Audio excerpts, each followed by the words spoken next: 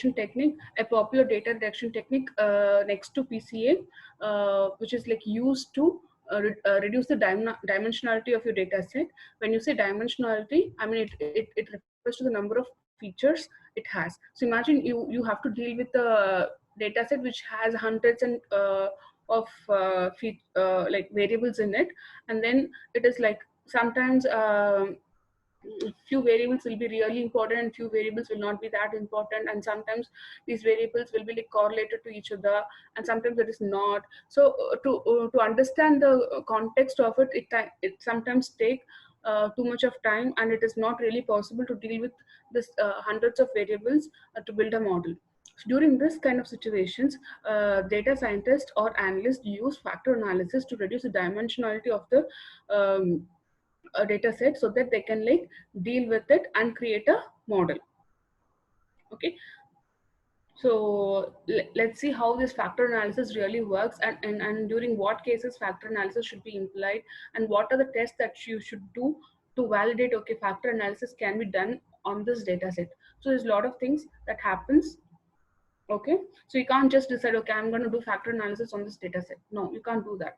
You have to check, okay, are these data types are in the or measured on the same scale, or it is numeric or categorical. So guys, you cannot apply factor analysis on a categorical variables or binary variables. The data should be completely metric. I mean, you can apply factor analysis only on the continuous data. Okay, so let's get into the deep concepts here. So factor analysis is an unsupervised technique, and it is, you can call it as a multivariate statistical technique, but you will not be like distinguishing with the all the variables into a dependent variable and independent variables. Usually in supervised variable machine learning techniques only, what we do, we'll be having a independent variables, many independent variable, and one or two dependent variables, and we will be like predicting the dependent variables by building a model. So you can have examples like linear regression, your logistic regression, decision trees, and everything. So there you will be having a dependent and independent variables, whereas in the cluster analysis and as in the factor analysis of PCA, there is no distinction between the dependent or independent variables because these are unsupervised learning techniques.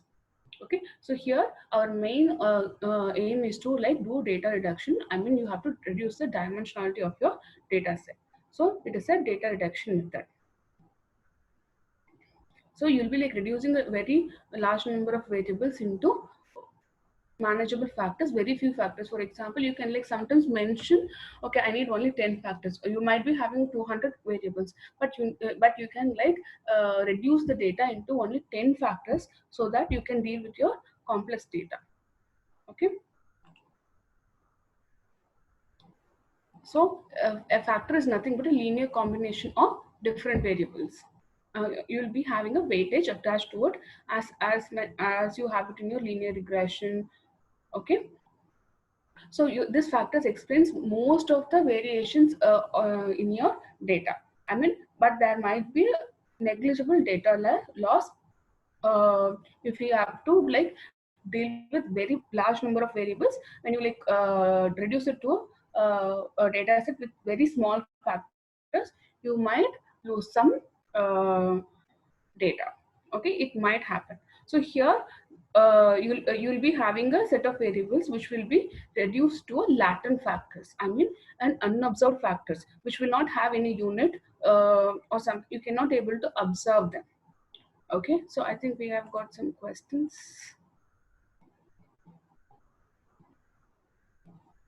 Okay, oh my god. Okay,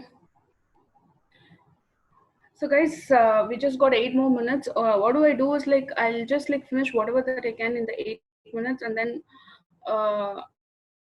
finish the class, and next time maybe I'll try to find something else, some other method, or try to create a login with new ID so that we can like have more number of time for the class. Okay, we'll try something else. Okay, I'm really got fed up with this thing. Okay, So there are like different types of factor analysis techniques available. Actually, it's kind of classified in two types. We'll see that later. Okay. So factor analysis is used when the data is highly correlated to each other, when the variables is highly correlated to each other. But you can't just do like, I have variables with high correlation, I can use factor analysis, but all those variables should be like measured on the same unit, and sometimes the variables will be like measured twice. In that case, to drop those variables, you can take factor analysis into account. Okay. And the observation should be recorded in a similar fashion, which gives us the same information. Okay. So sometimes like you have like height, weight, and BMI. So BMI will be like, though it is like measured in different units, it is related to height and weight, right? So here the height and weight will be like correlated to BMI. So if you have like hundreds of factors and you have BMI, height and weight, you can like drop height and weight and then take only BMI here for the factor. Okay, so where this factor analysis is being used is, it is used in the scale construction, and usually in HR and marketing purposes. I mean, you have a lot of variables to like when you want to classify personality of a person. So usually when you can go for MBTI test, or there's a lot of tests available. I think you should have already studied this. So when you want to like do a psychological profiling for a person, you can like go for factor analysis, where the number different attributes of a person will be combined together to form a single trait. Okay, even in market segmentation, this can be like done. I have a small example on this, I can show you right now. Okay. So but before that, what are the different types of factor analysis that we have? Okay. Exploratory factor analysis and confirmatory factor analysis. Okay, in exploratory factor analysis, so you don't have I think I have a chat.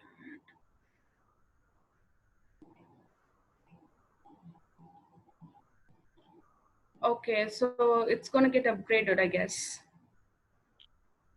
Deepak is gonna get upgraded by its own.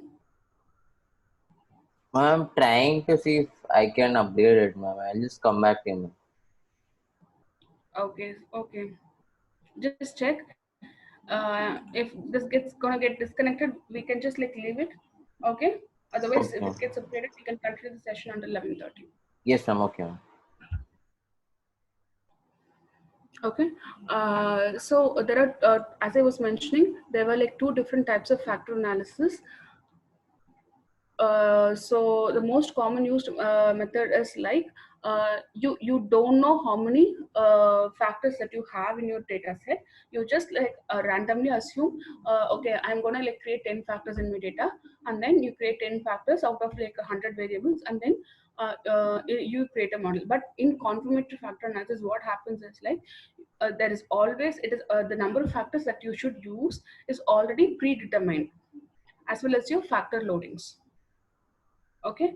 It actually like happens when you when you like try to create a model which is based on a predefined theory. I can show you. Actually, this CFA happens during when people do PhDs and things like that. But when they're trying to redefine the model which is like created earlier. But if you're like trying to create a new model, explanatory factor analysis is being used. I can show you an example right now. So let's take an example of this case. So here you have a data set with 90 responses, I mean 90 rows with 14 different variables. Okay, so which says like, what are things that a customer consider when they try to purchase a car. Okay, so the survey questions were sent, and then data was collected in a 5-point scale. Okay, so with uh, low, one being very low, one low, and 5 being very high. So they check, they have price, safety, exterior looks, space and comfort, technology, after sales service, resale value, fuel type, efficiency, color, maintenance, test drive, product reviews, and testimonials. So according to the this data collected.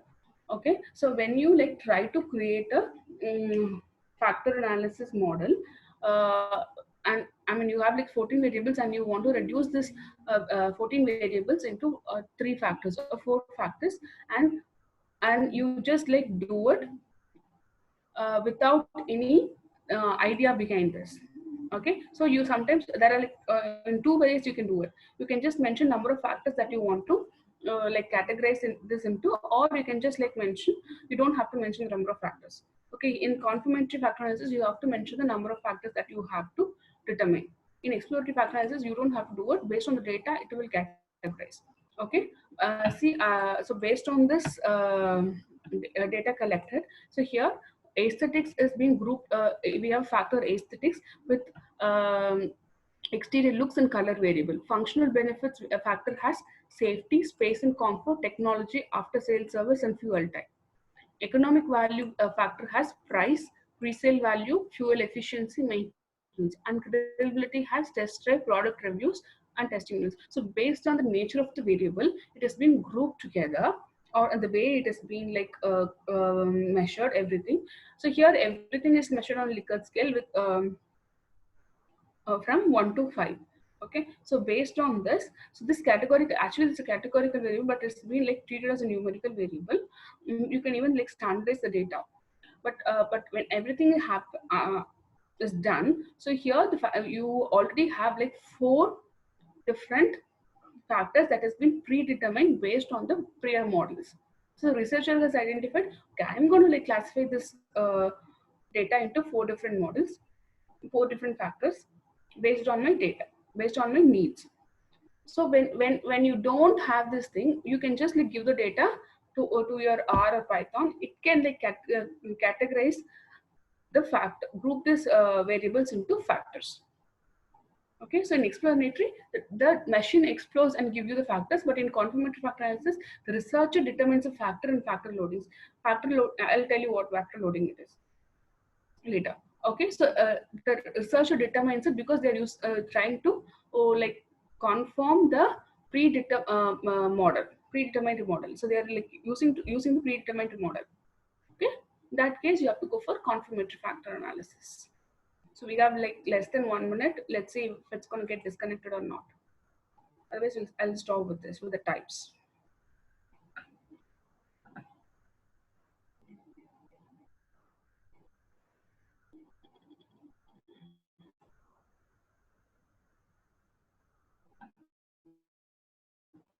Get stopped or